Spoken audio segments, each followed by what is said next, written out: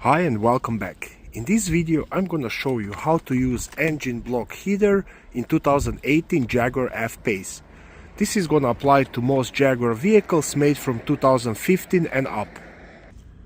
To be able to use engine block heater you need to have specific cord, and one that Jaguar uses looks like that. On the front bumper at the lower grille you have this little plug,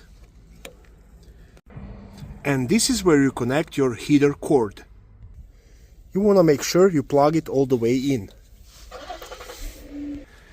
And now the other side you will have to plug into the electrical outlet. In my case my electrical outlet is far away from the vehicle, so I am using extension cord. And now I'm gonna be sure that my vehicle is gonna start in the cold days. Thanks for watching. I hope this video was helpful to you. If it was, please like it and consider subscribing to my channel. Thank you, bye.